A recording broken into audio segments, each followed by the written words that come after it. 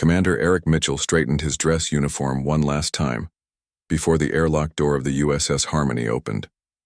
The diplomatic vessel had traveled for 3 months to reach the massive space station that served as the headquarters for the Galactic Council. This was humanity's first official diplomatic mission to the Council, and Mitchell felt the weight of responsibility on his shoulders. "Ready, Commander?" asked Science Officer Lisa Warren, adjusting the container of peace offerings they had brought from Earth. Mitchell nodded. "As ready as I'll ever be to represent 4 billion humans to 37 alien species." The airlock cycled with a hiss. As the door slid open, Mitchell and Warren got their first glimpse of the welcoming committee. 4 tall insectoid aliens stood in perfect formation. Their exoskeletons gleamed under the station's lights, and their compound eyes reflected the humans and dozens of tiny images. "Greetings, representatives of Earth," the tallest Vexari said through a translation device attached to what Mitchell assumed was a throat. "I am Chief Greeter Zixlox of the Vexari Hive. We welcome you to the Grand Council Station." Mitchell stepped forward and bowed slightly. "On behalf of the United Earth Government, we thank you for this welcome. I am Commander Eric Mitchell, and this is Science Officer Lisa Warren."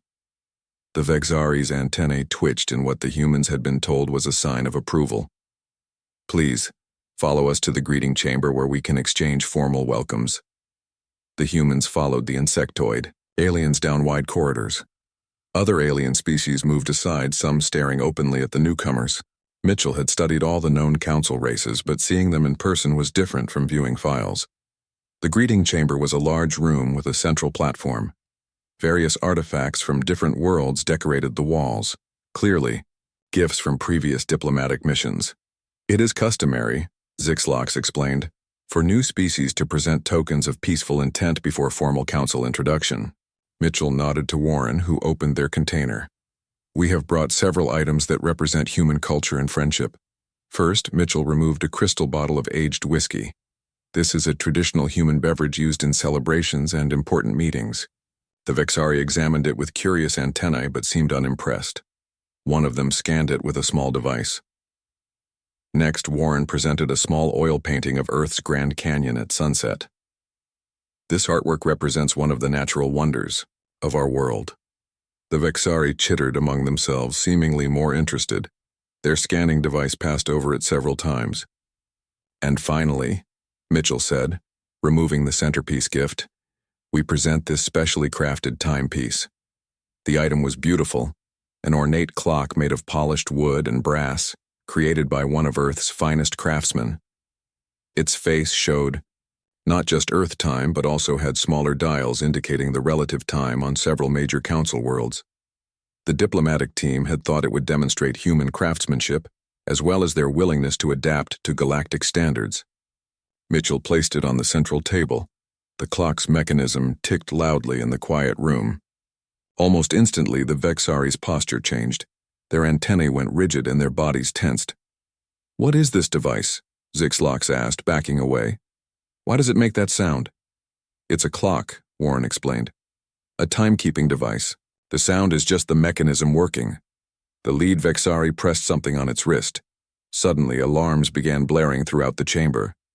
"Please remain still, humans," Zixlox commanded, now several steps back. All 4 Vexari had produced small weapons from hidden compartments in their exoskeletons. "What's happening?" Mitchell asked, raising his hand slowly. "We've done nothing wrong." The chamber doors slid open, and 6 floating drones entered, surrounding the humans and the clock. A red beam scanned the timepiece repeatedly. "You have presented us with a counting device that makes audible signals," another Vexari said. This, one wearing different markings. "This matches all protocols for an explosive counting mechanism," Warren gasped. "No, it's just a clock. It keeps time. It's not dangerous." Mitchell tried to stay calm. "There seems to be a misunderstanding. This is a gift, not a weapon. The ticking is normal for this type of clock." The new Vexari, clearly some kind of security official, approached cautiously. "Why would anyone give a gift that counts down? In all civilized species, such devices serve only one purpose: to detonate explosives." A tense 30 minutes followed, as more security personnel arrived. Mitchell and Warren were separated and questioned extensively about the device. Technical specialists examined the clock from every angle, eventually taking it apart completely. Finally, an older Vexari with elaborate shell markings entered the room where Mitchell was being held. "Commander Mitchell, I am Senior Diplomat Keznar. I apologize for this unpleasantness, but you must understand our caution. No species we have encountered gives functional devices as peace offerings, especially not ones that make counting sounds." Mitchell sighed in relief at the more reasonable tone. Among humans, clocks are often given as gifts. They represent the value of time and our wish for a long relationship. The ticking sound is just part of how it works. The senior diplomat's antennae moved in what Mitchell had learned indicated deep thought. "Fascinating. Your species gives active mechanical devices as symbols of friendship?" "Yes, quite commonly." "Most concerning," Keznar said. "In galactic society, a gift is typically something beautiful but non-functional, like art or precious minerals. Giving someone a device that actively does something without clear explanation of its purpose is considered potentially threatening." Over the next few hours, Mitchell learned that nearly every species in the Council considered functional gifts suspicious. The very idea of giving something with moving parts, electronics, or that made sounds was seen as possibly dangerous. The clock's ticking in particular had triggered automatic security protocols because ticking or counting sounds were universally associated with explosive devices. When Mitchell and Warren were finally allowed to rejoin their ship's crew, they carried with them a lengthy document titled Appropriate Gift-Giving Protocols for Interspecies Relations. The senior diplomat had personally insisted they study it before their formal presentation to the Council the next day.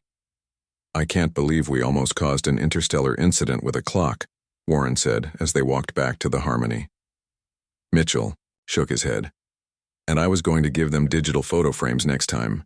Imagine their reaction to something that lights up and changes images without warning." As they reached their ship, Mitchell's communication device beeped. It was a message from Earth Command, preparing to send additional diplomatic gifts on supply vessel. Suggestions welcome. Mitchell and Warren looked at each other and laughed nervously. This was going to be much more complicated than anyone on Earth had imagined. "First suggestion," Mitchell said as they entered the airlock. "No gifts that tick, beep, flash, move, or do anything at all without extensive prior explanation." Behind them, a small team of Vexari security specialists was already being assigned as the station's first official human gift inspection unit. Professor Daniel Scott adjusted his tie nervously as he looked out at the classroom filled with 12 different alien species. 6 months had passed since the infamous clock incident, and the Galactic Council had finally established mandatory human cultural orientation for all species planning diplomatic exchanges with Earth. Scott cleared his throat. "Welcome to Human Gift Giving 101. My name is Professor Daniel Scott, and I've been assigned to help you understand why humans give the gifts we do." In the front row, a jellyfish-like creature bobbed in its hovering water tank. Through a translator, it made a bubbling sound that came out as, "Is it true humans give explosive devices as friendship tokens?" "Not exactly," Scott said, trying to smile reassuringly. "That's why we're here today, to clear up these misunderstandings." Scott pointed to a table covered with various items from Earth. "These are common gifts humans exchange for different occasions. None of them are weapons, but many of them do things." A tall blue-skinned alien raised a four-fingered hand. "I am Ambassador Kylara of the Taurian Alliance. Our intelligence reports indicate humans exchange over 12 billion mechanical or electronic devices as gifts each Earth year. Is this correct?" Scott nodded. "That sounds about right. We like giving things that serve a purpose or provide enjoyment." "But why?" asked a small, furry creature from the back row. "A gift should be a symbol, not a tool." Scott picked up a music box from the table. "Let me demonstrate. This is called a music box. It's a common gift for young females on Earth." He wound the key and opened the lid. A small ballerina began, spinning as a simple melody played. The reaction was immediate. 4 species activated personal shields. The jellyfish-like alien's tank darkened protectively. 2 reptilian diplomats ducked under their desks. "Please remain calm," Scott said quickly. This is not a weapon. It's just a decorative item that plays music and shows a dancing figure. Slowly the aliens relaxed, though they eyed the music box with suspicion.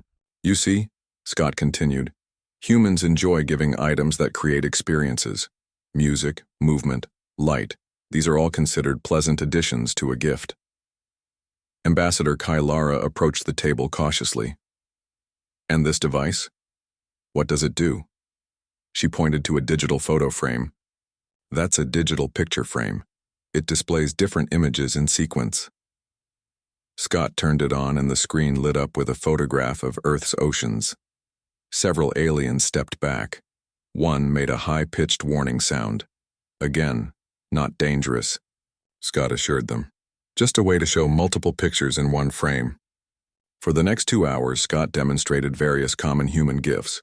A scented candle, which caused respiratory alarms for 3 species. A remote-controlled toy car, prompting one diplomat to call security. And a weather station that predicted atmospheric conditions, resulting in a lengthy debate about whether humans could control weather. By lunchtime, Scott was exhausted. He sat in the faculty lounge stirring his coffee while scrolling through the afternoon's lesson plan. Having trouble? Asked Dr. Leona Rivera, the xenobiology instructor sitting across from him. They're terrified of everything we give as gifts, Scott sighed.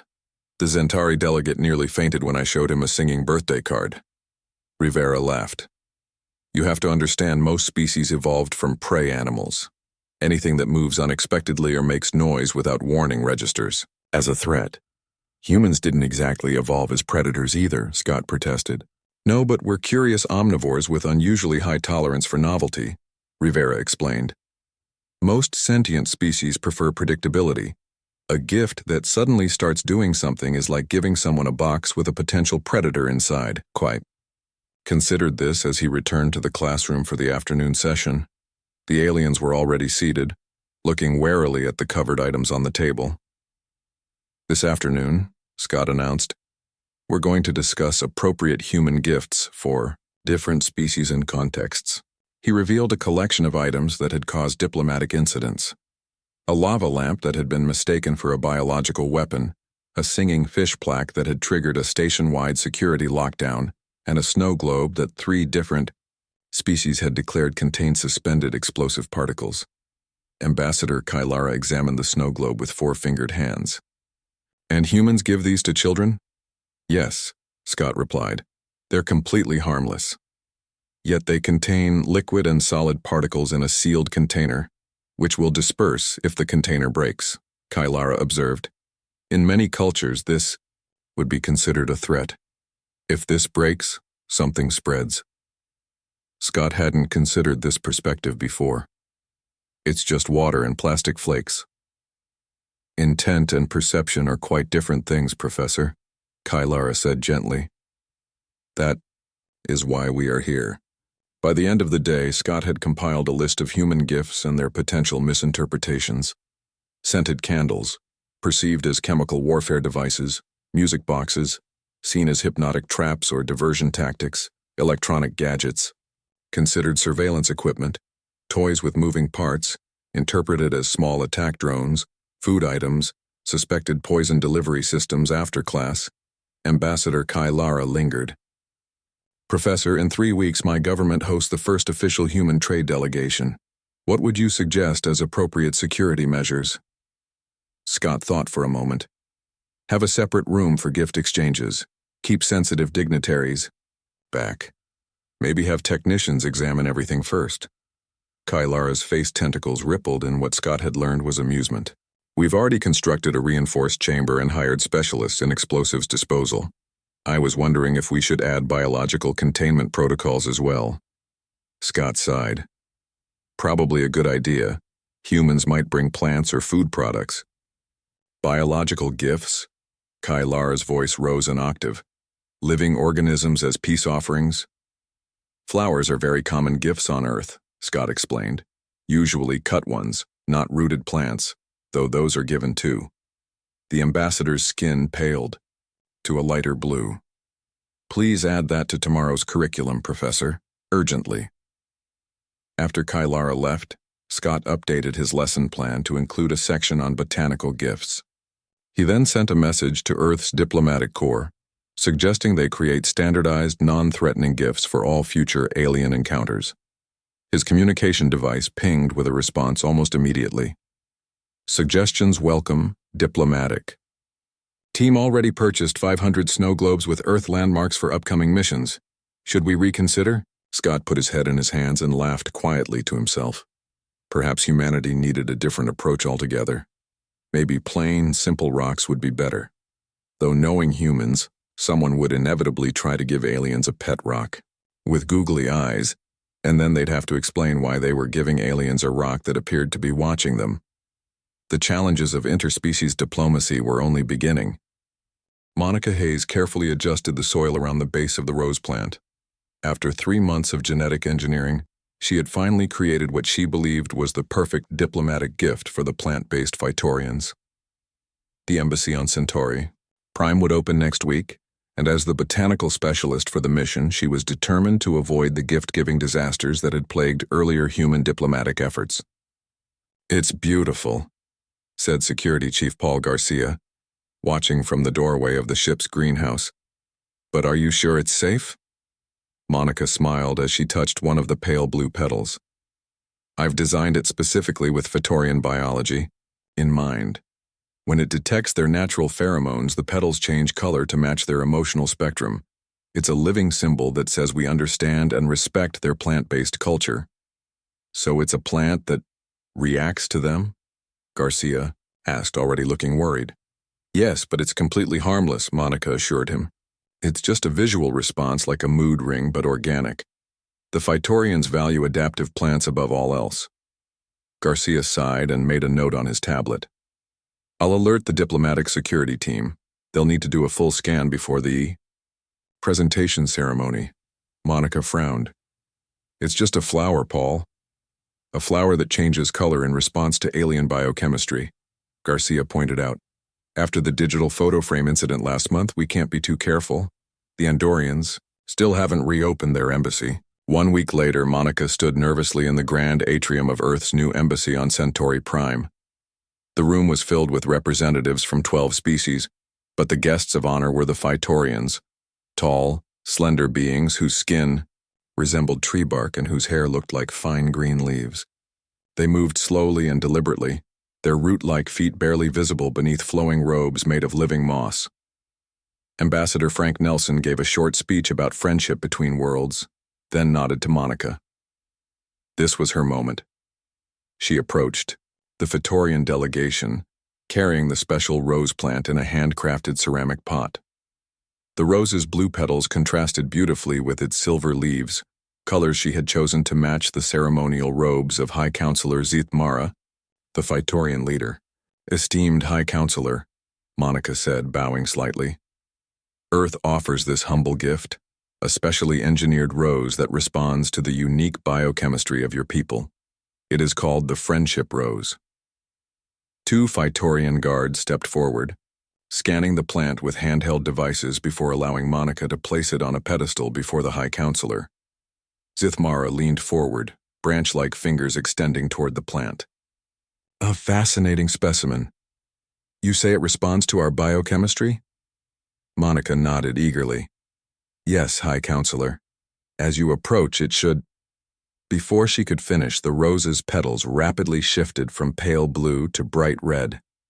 The transformation was more dramatic than Monica had anticipated, spreading from the center outward like a ripple of crimson.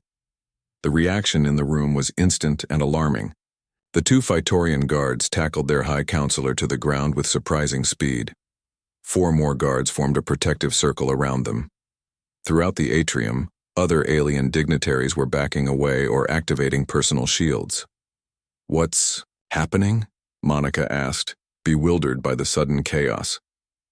Security Chief Garcia grabbed her arm and pulled her back as a team in protective gear rushed forward to contain the rose plant in a transparent security box. "Everyone remain calm," Garcia shouted above the noise. "The plant is not dangerous, I repeat, not dangerous." It took almost 30 minutes to restore order. The rose plant was removed to a secure laboratory. and the Phytorian delegation was convinced to return to the main hall only after thorough scans confirmed no toxic or explosive agents were present. "Hi," Counselor Zithmara, looking somewhat disheveled after being tackled by his guards, faced Monica with what she hoped was a forgiving expression. It was hard to read emotions on a face made of bark. "Ms. Hayes," Zithmara said softly, "I believe we have experienced another cultural misunderstanding." "I don't understand," Monica replied. "The rose was just showing a response to your pheromones. The red color represents positive emotional connection." The High Counselor's leaves rustled in what might have been a sigh. In Phytorian culture, only one type of plant changes color in response to biological signatures, our equivalent of predator warning systems. When a dangerous creature approaches one of these sentinel plants, they turn red to warn others of imminent threat. Monica's face fell. "So when it turned red, my guards believed you had given me a plant that was identifying me as prey," Zithmara explained. "In our evolutionary history, only things that wish to consume us track us by our biochemical signatures. I'm so deeply sorry," Monica said, feeling her career crumbling before her eyes. The color was meant to represent friendship and warmth. Ambassador Nelson stepped forward. "High Counselor, please accept our profound apologies. Human culture associates red with positive emotions like love and passion. We had no idea of its warning connotations for your people." The High Counselor's bark creased in what might have been a smile. "No lasting harm was done, though my back may disagree after my guard's enthusiastic protection. Perhaps this is an opportunity for deeper cultural exchange." Later that evening, after most of the guests had departed, Monica sat alone in the embassy garden, staring at the stars of an alien sky. "Mind some company?" asked Garcia, sitting beside her without waiting for an answer. "I nearly caused an interplanetary incident," Monica said glumly. "All that work, and I created what they saw as a biological alarm system." Garcia shrugged. "At least nobody thought it was a bomb this time. That's progress." Monica couldn't help but laugh. "Small victories. The ambassador told me the High Counselor was actually impressed once we explained everything," Garcia added. "Apparently the Phytorians have never encountered a species that would spend months genetically engineering a gift." "Really?" Garcia nodded. "They've invited you to visit their botanical research center next week, with proper security escorts, of course." "Of course," Monica agreed. "Oh, and one more thing," Garcia added. "As of tomorrow, the embassy is establishing a permanent gift assessment protocol team. 6 specialists from various scientific fields plus 2 members with explosive ordnance disposal training." Monica raised an eyebrow. "A bomb squad for gifts?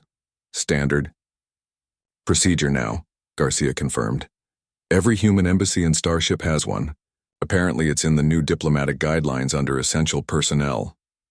As they sat watching the unfamiliar constellations, Monica began planning her next project.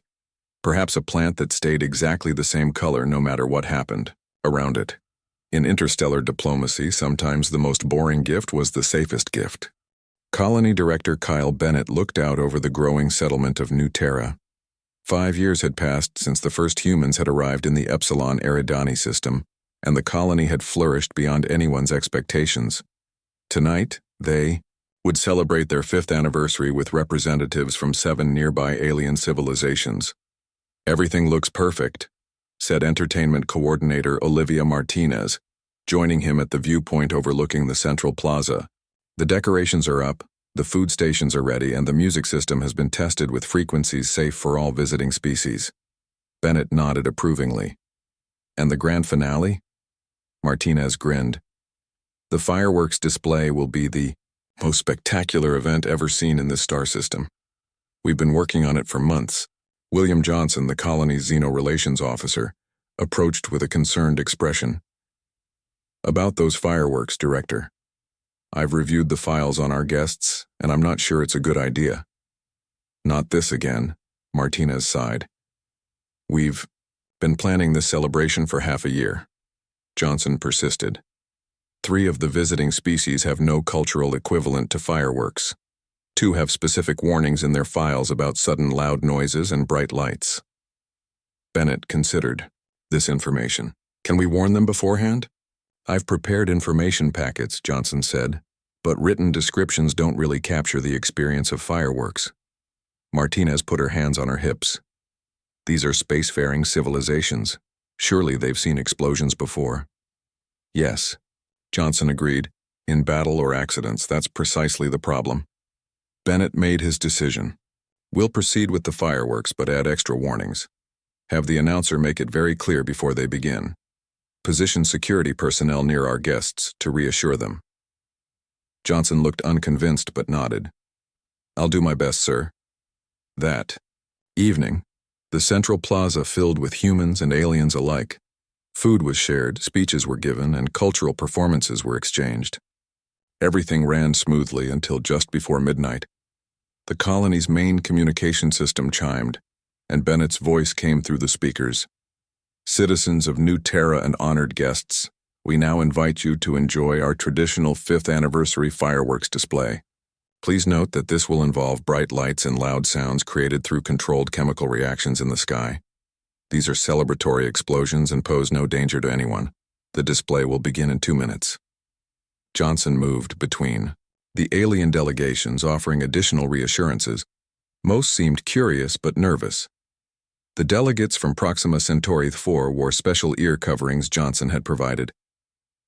What exactly are fireworks? Asked Ambassador Nels of the aquatic Malusian people, their translucent skin showing ripples of concern. They're colorful explosions in the sky, Johnson explained. Humans find them beautiful and exciting. They symbolize celebration and joy. The ambassador's gill slits pulsed rapidly. Your species creates explosions. For entertainment?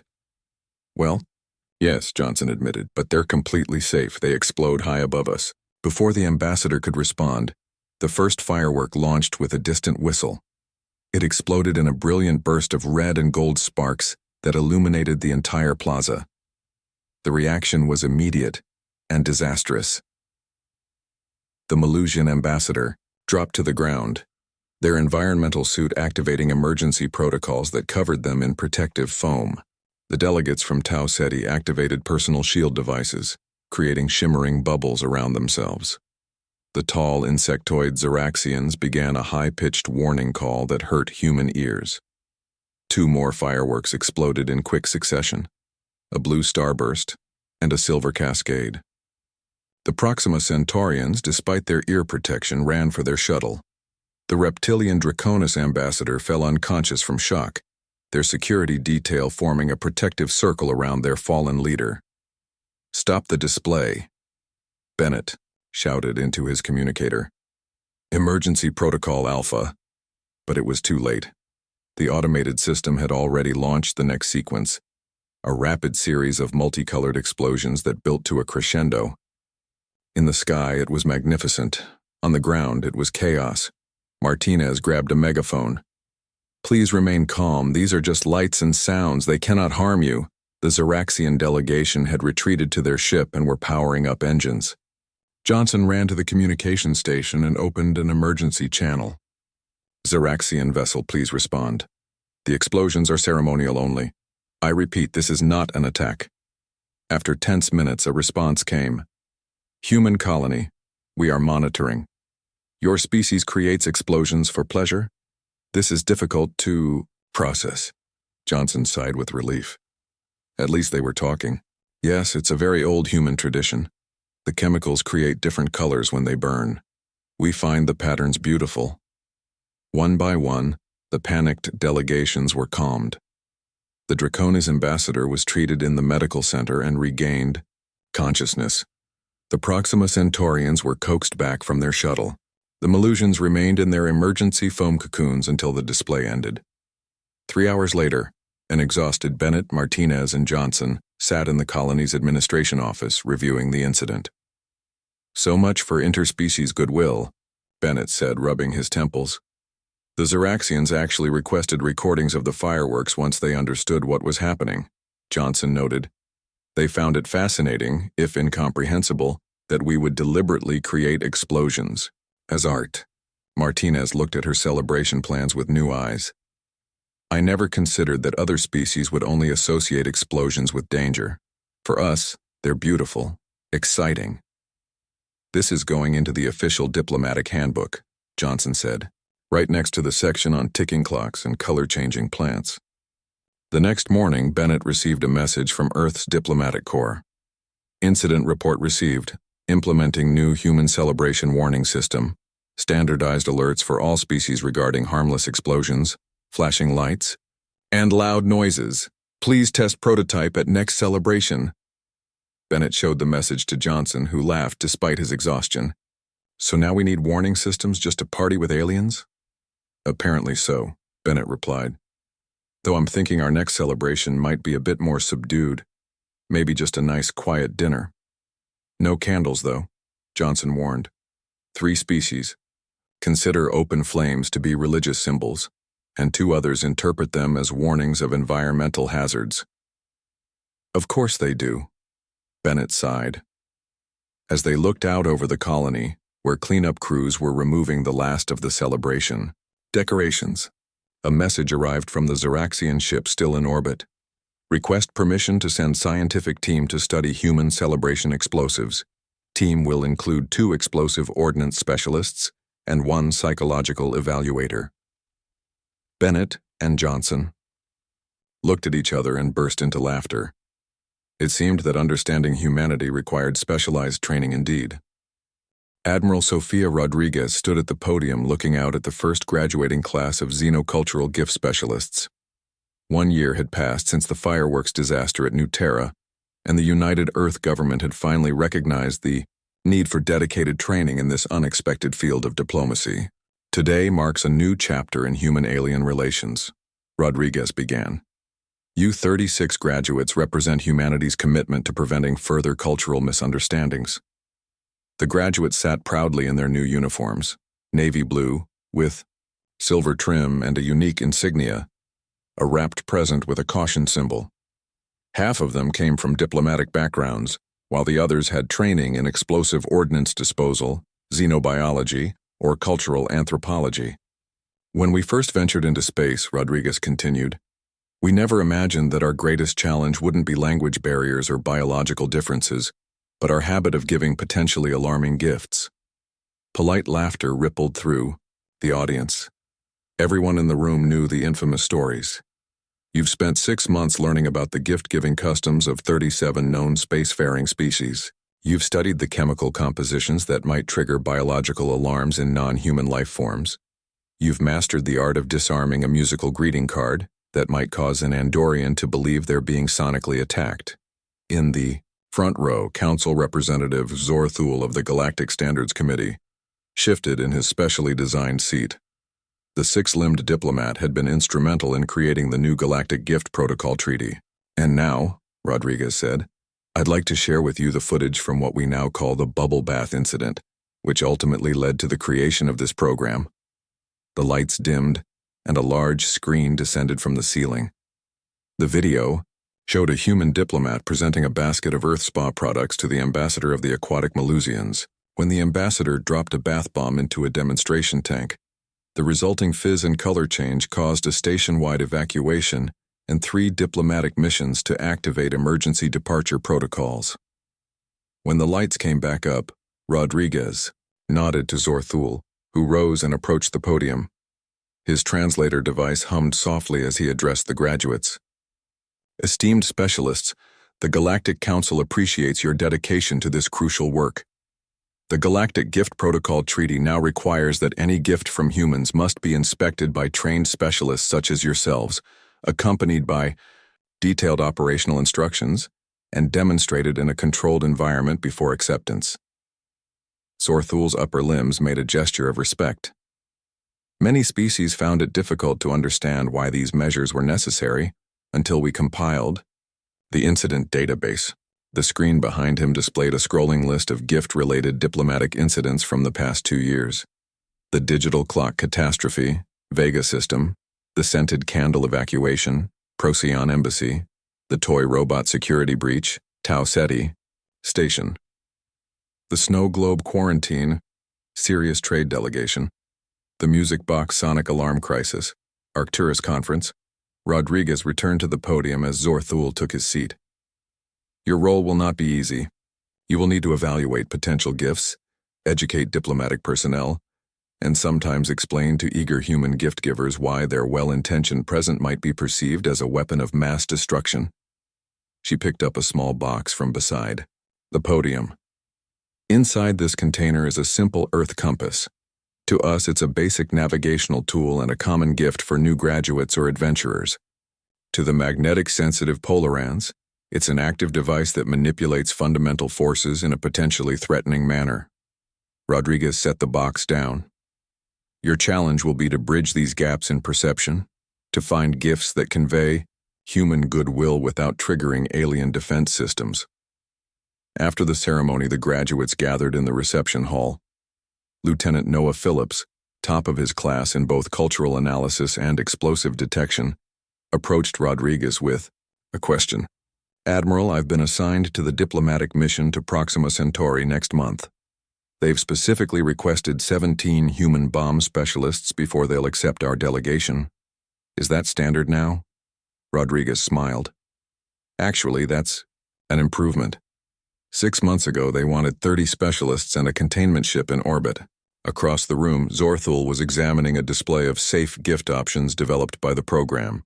Simple art pieces made of approved materials, static sculptures, and inert crystalline formations. These are quite boring, noted Cadet Julia Foster, joining the alien diplomat. Zorthul's translator conveyed what might have been amusement. Perhaps to humans, my species finds objects that do nothing quite comforting. The problem, Foster said, is that humans show affection through thoughtfulness. A gift that does something useful or interesting shows we really care about the recipient. A fascinating cultural difference, Zorthul replied. Most species show affection by not causing stress or alarm to the recipient. Their conversation was interrupted by a commotion at the entrance. A delivery person had arrived with a large package for Admiral Rodriguez. The newly graduated specialists immediately surrounded the box, scanning it with various devices. All clear, announced Lieutenant Phillips after thorough testing. It's just a water fountain sculpture from Earth Diplomatic Corps. Rodriguez examined the gift card. It says, "Congratulations on the first-class graduation. This desktop waterfall provides soothing sounds and negative ions." Oh no. Before she could stop them, one of the junior cadets had plugged in the fountain. Water began flowing over decorative rocks, making a gentle trickling sound. 3 different alien representatives immediately backed away. Zorthul's upper limbs raised in the species warning posture. "What's wrong?" asked Foster, confused. "Moving water," Zorthul explained tensely, "is considered a biohazard alert on many worlds. The sound of liquid in motion is associated with containment failures." Rodriguez unplugged the fountain with a sigh. "And this is why we need you all. Case in point." Later that evening, as the reception wound down, a message arrived from a newly contacted species in a nearby star system. Rodriguez read it aloud to the remaining staff. "Human diplomatic delegation approved with conditions. Please send advance team including minimum 17 human bomb specialists, 5 biological containment experts, and 3 water sound assessment technicians. All gifts must be pre-approved and remain motionless, silent, and chemically inert." Phillips laughed. "Well, at least they're willing to meet us." "Progress," Rodriguez agreed. "Slow but steady progress." As the graduates prepared to depart for their assignments across the galaxy, they carried with them a new understanding of their unique role. In the grand adventure of space exploration, they served as the essential bridge between humanity's enthusiastic generosity and the universe's cautious acceptance of it. Human gifts would likely continue to alarm alien species for generations to come. But thanks to these specialists, at least now everyone had a chance to understand each other before activating the emergency evacuation protocols.